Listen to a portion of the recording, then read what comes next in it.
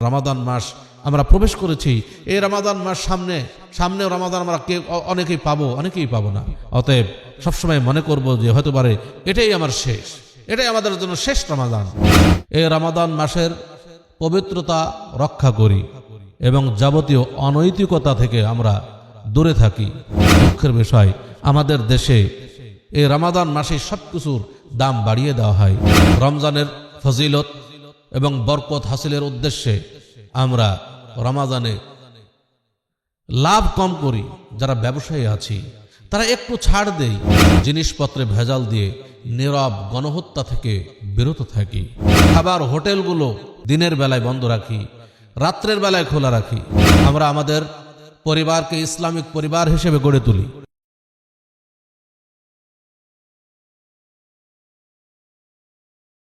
আসসালামু আলাইকুম ওয়া রাহমাতুল্লাহি ওয়া বারাকাতুহু। আলহামদুলিল্লাহ ওয়াসসালাতু ওয়াসসালামু আলা রাসূলিল্লাহ ওয়া বা'দ। সম্মানিত দর্শক শ্রোতা মণ্ডলী, আমরা ফজিলতপূর্ণ মাস রমাদান মাসে প্রবেশ করেছি। রমাদান মাস আমাদের জন্য একটা বিরাট নিয়ামত।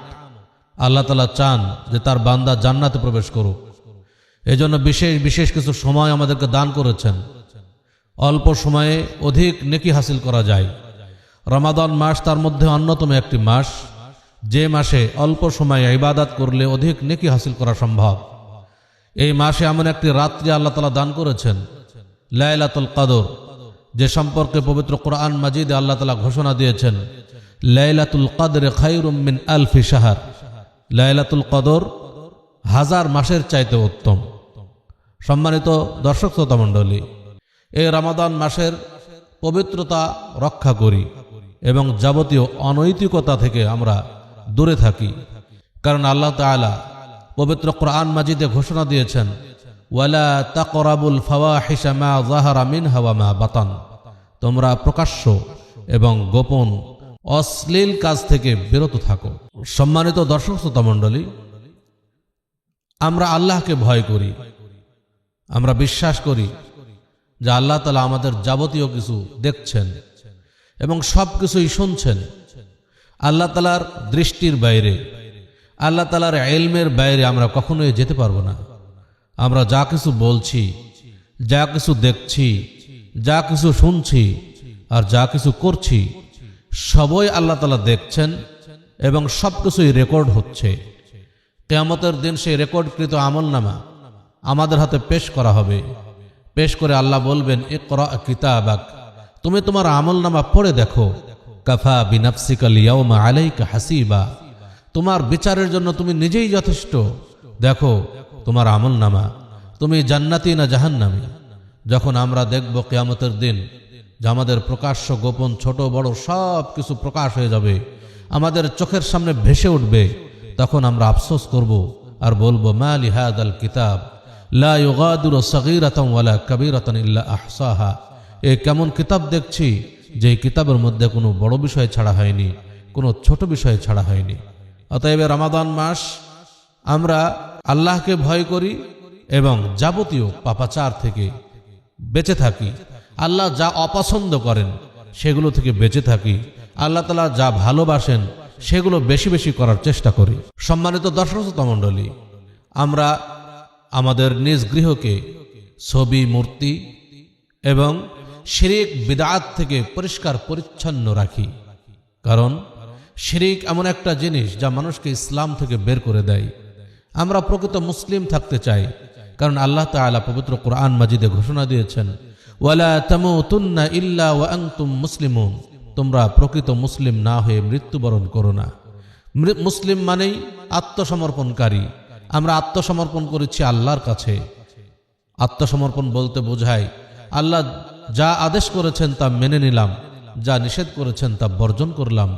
ছবি, মূর্তি, শিরিক বিদআত থেকে বেঁচে থাকার নির্দেশ দেওয়া হয়েছে এবং সেগুলোকে হারাম করা হয়েছে। ইসলাম থেকে বের হয়ে যাওয়ার একটা মাধ্যম তৈরি করা হয়েছে। অতএব যেই কারণে মানুষ ইসলাম থেকে বের হয়ে যায়, যেগুলো আল্লাহ তাআলা হারাম করেছেন, নিষেধ করেছেন, সেগুলো থেকে আমরা যে কোনো মূল্যে বেঁচে থাকি।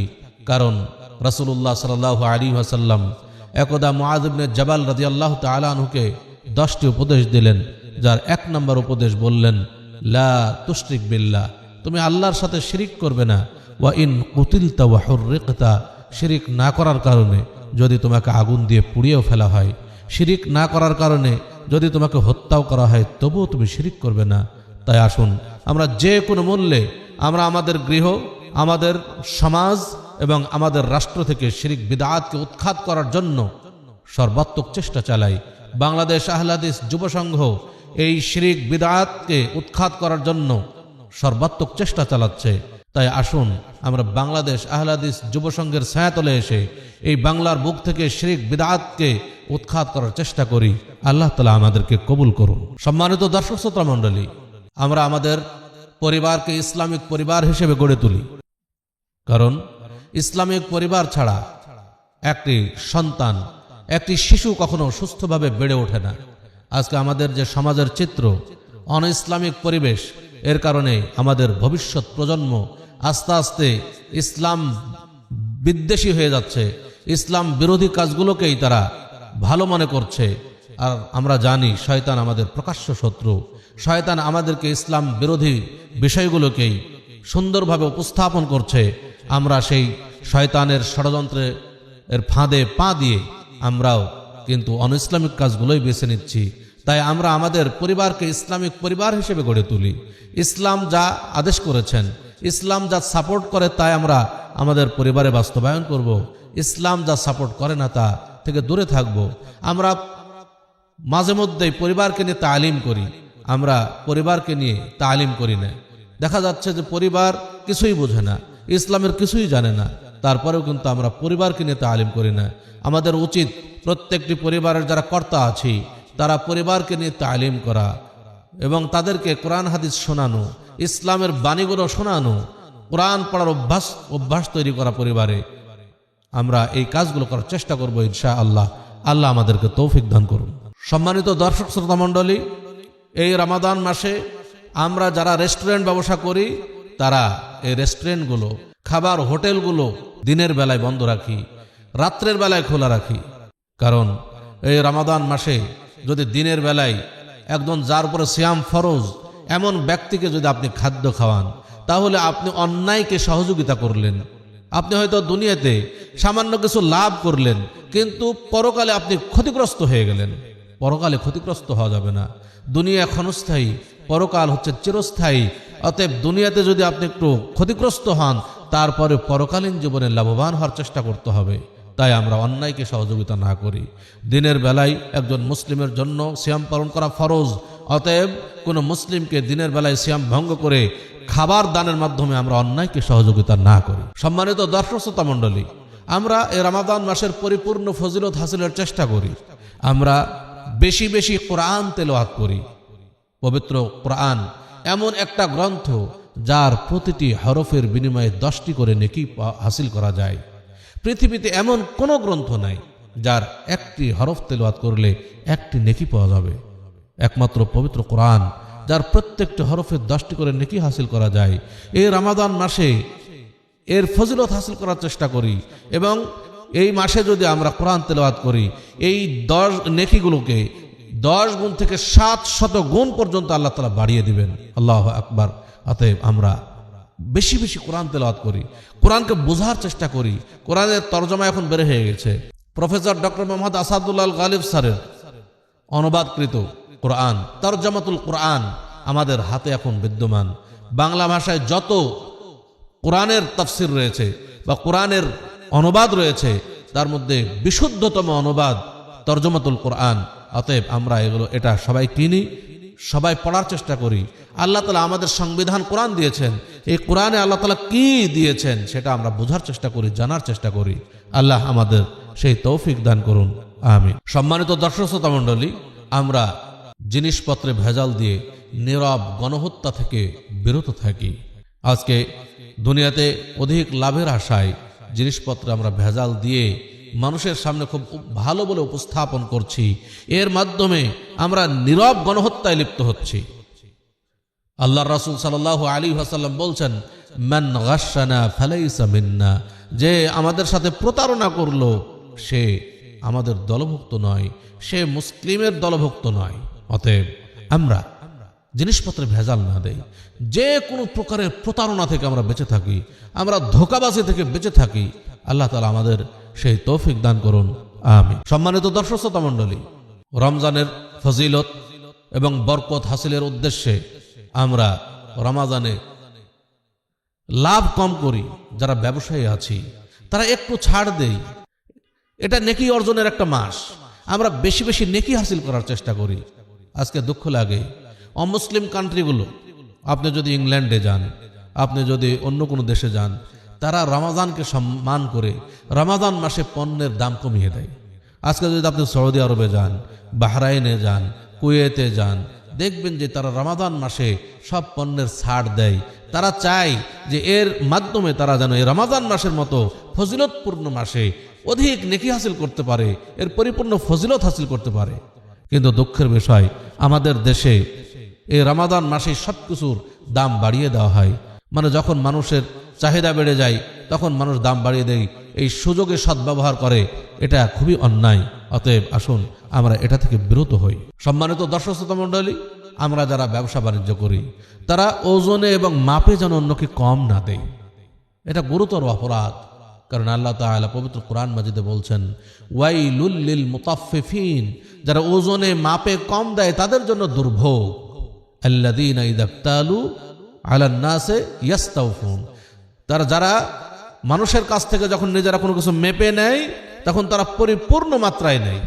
ওয়াইদা কালুহুম আও ওয়াজানুহুম ইউখসিরুন, আর যখন তারা মানুষকে কোনো কিছু মেপে দেয় তখন তারা কম করে দেয়। এটা অত্যন্ত তাদের জন্য দুর্ভোগ। অতএব আমরা যারা ব্যবসা করছি ওজনে মাপে যেন কম না দেই। আল্লাহ রাসূল সাল্লাল্লাহু আলাইহি ওয়াসাল্লাম ওজনে মাপে কম দেওয়ার ব্যাপারে কঠোর হুঁশিয়ারি বাণী উচ্চারণ করেছেন। অতএব আমরা আল্লাহকে ভয় করি, জাহান্নামের শাস্তিকে ভয় করি। আমরা যেন কাউকে না ঠকাই, কাউকে যেন ওজনে কম না দেই, মাপে কম না দেই। আল্লাহ তাআলা আমাদের এই পাপ থেকে বেঁচে থাকার তৌফিক দান করুন। সম্মানিত দর্শক শ্রোতা মণ্ডলী, আমরা যারা বিভিন্ন কর্মক্ষেত্রে কর্ম করে খাই, চাকুরি করি, আমরা সকলেই আমাদের অধীনস্থদের প্রতি দয়া করব। অধীনস্থদেরকে এমন কিছু করব না যার মনে কষ্ট পায়। কারণ রাসূলুল্লাহ সাল্লাল্লাহু আলাইহি ওয়াসাল্লাম বলছেন, ইরহামু মান ফিল আরদি ইয়ারহামুকুম মান ফিস সামা, জমিনে যারা আছে তাদের প্রতি তোমরা রহম করো, তাহলে আসমানে যিনি আছেন তিনি তোমাদের উপরে রহম করবেন। রাসূলুল্লাহ সাল্লাল্লাহু আলাইহি ওয়াসাল্লামের 10 বছরের খাদেম ছিলেন আনাস বিন মালিক রাদিয়াল্লাহু তাআলা আনহু। আনাস বিন মালিক রাদিয়াল্লাহু তাআলা আনহু রাসূল সাল্লাল্লাহু আলাইহি ওয়াসাল্লামের 10 বছর খেদমত করেছেন।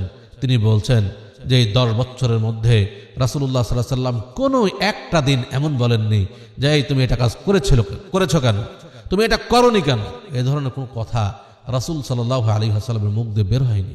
অতএব রাসূলের আদর্শই তো আমাদের আদর্শ। রাসূল আল্লাহ তাআলা পবিত্র কোরআন মাজিদে ঘোষণা দিয়েছেন, লাকাদ কানা লাকুম ফি রাসূলিল্লাহি উসওয়াতুন হাসানা, তোমাদের জন্য তোমাদের রাসূলের মধ্যে রয়েছে উত্তম আদর্শ। আমরা সেই আদর্শই গ্রহণ করব। রাসূল সাল্লাল্লাহু আলাইহি ওয়াসাল্লাম উত্তম চরিত্রের অধিকারী ছিলেন। তিনি অধীনস্থদেরকে কখনো কষ্ট দেননি, তিনি কখনো প্রতিশোধ পরায়ণ ছিলেন না। কেউ যদি তাকে কষ্টও দিয়ে থাকে তিনি প্রতিশোধ নিতে চাননি। অতএব আমরা সেই আদর্শে আদর্শিত হই, তাহলে কিন্তু আমাদের জন্য জান্নাত সহজ। আমাদেরকে আল্লাহ তাআলা দুনিয়াতে চিরজীবন বেঁচে থাকার জন্য পাঠাননি। আল্লাহ তাআলা একটা নির্দিষ্ট সময় দিয়েই আমাদেরকে দুনিয়াতে পাঠিয়েছেন। এই নির্দিষ্ট সময় শেষ হয়ে গেলেই আমাদেরকে দুনিয়া থেকে বিদায় নিতে হবে। অতএব এই নির্দিষ্ট সময়ের মধ্যে আমাদেরকে এমন কিছু করতে হবে যা আমাদের জন্য জান্নাতের ওসিলা হবে। আমাদের মেন টার্গেট হবে জান্নাত। জান্নাত হবে আমাদের মূল লক্ষ্য। জান্নাতে যাওয়ার জন্য যা করণীয় তাই আমাদেরকে করতে হবে। দুনিয়ায় কোনো কিছুই নয়। দুনিয়া হচ্ছে পরীক্ষার হল। আমরা সবাই পরীক্ষা দিচ্ছি। এই পরীক্ষায় যদি আমরা ভালো করি, আমরা যদি প্রশ্নের অ্যান্সার ভালো দেই, তাহলে কিন্তু আমাদের রেজাল্ট ভালো হবে, আমরা ভালো প্রতিদান পাবো। আমাদের এই দুনিয়া হচ্ছে পরীক্ষার হল। আমরা যদি ভালো পরীক্ষা দিতে পারি, আমরা যদি আল্লাহর আনুগত্য করতে পারি, আমাদের জন্য মহা পুরস্কার জান্নাত আল্লাহ তাআলা সৃষ্টি করে রেখেছেন। আর যদি আমরা এই পরীক্ষায় ফেল করি, আমাদের কঠিন শাস্তির জায়গা জাহান্নাম সৃষ্টি করে রেখেছেন। অতএব আমরা এই বিষয়গুলো বিবেচনা করে সামনে পথ চলবো ইনশাআল্লাহ। বিশেষ করে যেহেতু আমরা রমাদান মাস আমরা প্রবেশ করেছি, এই রমাদান মাস সামনেও রমাদান আমরা অনেকেই পাবো না। অতএব সবসময় মনে করব যে হয়তো পারে এটাই আমার শেষ, এটাই আমাদের জন্য শেষ রমাদান।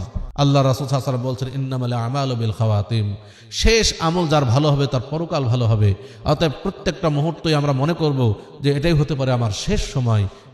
সেজন্য যখনই ভালো কিছু করার সুযোগ আসবে সাথে সাথে ভালো কিছু করে ফেলবেন ইনশাআল্লাহ।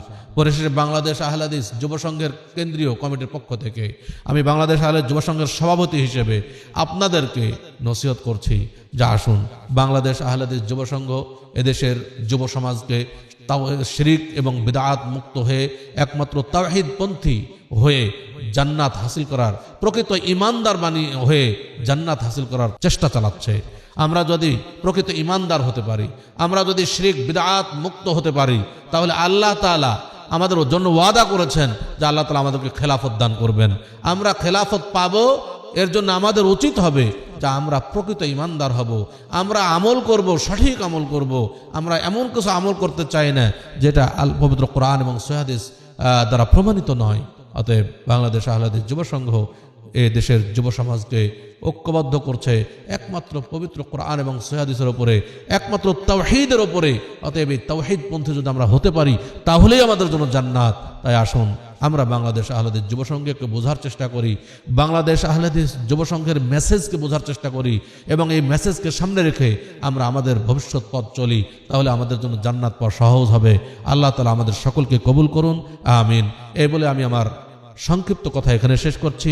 আকুলু কাওলি হাযা ওয়া আস্তাগফিরুল্লাহ লি ওয়া লাকুম ওয়া লিসাইরিল মুসলিমিন ফাস্তাগফিরুহু ইন্নাহু হুয়াল গফুরুর রহিম। আসসালামু আলাইকুম ওয়া রাহমাতুল্লাহি ওয়া বারাকাতুহু।